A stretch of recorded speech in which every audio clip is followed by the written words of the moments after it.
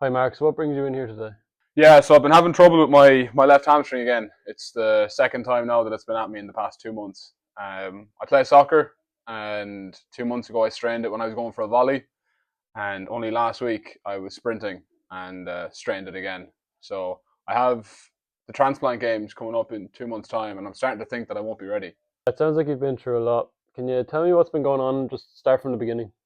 That was an open-ended question. Yeah, so 2 years ago I had a heart transplant.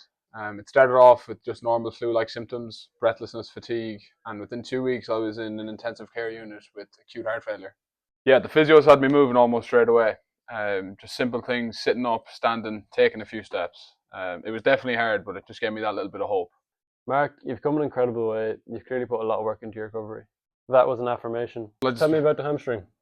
yeah, so the first one happened 6 months ago. I was going for a volley and I felt a sharp pull in the back of my leg. I rested for a couple of weeks and thought it was fine. I went back playing. But then it happened again last week. I was sprinting for a ball and I felt the same pull in the back of my leg down near my knee. So with the transplants games coming up, I just want to rehab it correctly this time. So before we talk about treatment options, how are you feeling about starting rehab? A bit anxious, to be honest. With my kids, my work, and my daily commute, I just don't know how I'm going to fit it all in. So you also did your cardiac rehab for your heart transplant. What do you think was the biggest factor in being successful in that rehab? Honestly, just a bit of structure. Short sessions, clear goals. I kind of get overwhelmed when things just seem a bit messy. So having a simple structured plan helps keep you motivated. If we build this plan together and work it around your schedule and you decide what days you're going to train, would that help you stick to your program? That was reflective listening. Yeah, definitely. If it fits around the kids and work, I'm sure I can make it work. Okay, Mark. So this is about teamwork. You've already done the hardest part, and now it's just time to fine tune it. Does that sound good to you? Yeah, Let's get let's to get to work. work. That was summarizing. Okay, Mark, how did you find the physiotherapist's subjective questioning? Yeah, to be honest, I was really happy with it. Now that I think of it, it sounded like he was referring to the motivational interviewing used by Pignataro et al. In 2015. So the four micro skills we used were open-ended questions, affirmations, reflective listening, and summarizing. How's your motivation going into the rehab process?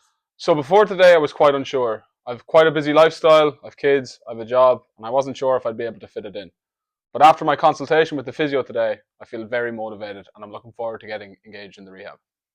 After the assessment, do you have any worries? To be honest, the only worry that I really have is around my heart. Since I've had a transplant 2 years ago, I'm just unsure if I'll be able to keep up with all the rehab. Kind of afraid that I might overexert myself, but I guess there's only one way to find out.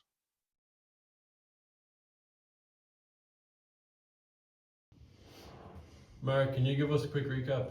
Yeah, so my name is Mark. I'm 38 years old. I'm a father of two children who are 3 and 6. I work as a systems technician for an IT company. 45-minute commute to work each day, so I'm sitting down for quite a large portion of the day. I had a heart transplant 2 years ago, and I've had two hamstring injuries in the past 6 months, the last one which happened last week. Currently preparing for the European Transplant Games, where I'll be representing Ireland, so hoping to be rehabbed for that competition.